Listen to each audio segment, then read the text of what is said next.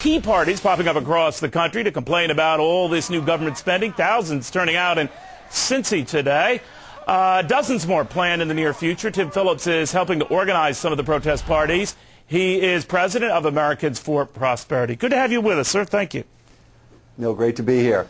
Tim, I love the idea of this, but here's my rap. You do it during the day when people are working, for the most part, although yesterday was an exception.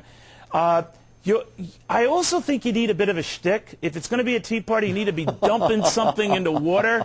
You know what I mean? Like, if you're going to go with that analogy, push that analogy. What say you?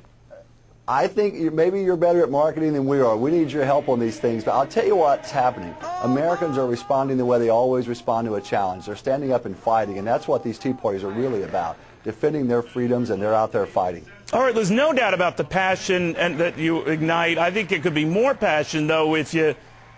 What are you doing at these things? I know you're railing against all the government spending, and that hits a chord with a lot of Americans. I'm just wondering if you call a tea party, if you like dumped a big old box of dollars, something. What are they dumping? Like when they throw stuff in the water, what is that? Well, it's a little bit of everything. Sometimes it's actually tea, and then of course you got to be careful not to run afoul of some of the environmental laws out there, Neil. But we're working on that. We're working on it. But I tell you this though, when Americans see the threats they're seeing right now with this $1 trillion stimulus package, there's talk of another one. When they see all this new spending and taxes like this energy tax in the name of global warming, they stand up and fight. And Americans for Prosperity, that's what we're helping them do. And these events are happening across the country like wildfire, Neil. All right, indeed, they have spread. You're right, so they have spread fast and furious. Right now, though, the president remains very popular. His programs, as you've been reminding me, less so as time wears on. Do you think there's a point at which they cross?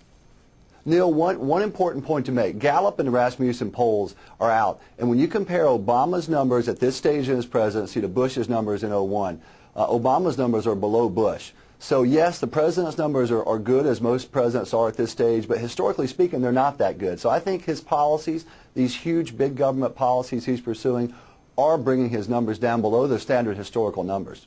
All right. You know, at this stage, what I was reading, Tim, you know how to 70% approval rating at this exact point in his presidency? Jimmy Carter. Who's that? Jimmy Carter. Yeah. I mean, his numbers historically are not that good, and I think they're not that good because he is taking on such a crazy big government spending spree. Americans are alarmed, and rightly so. All right.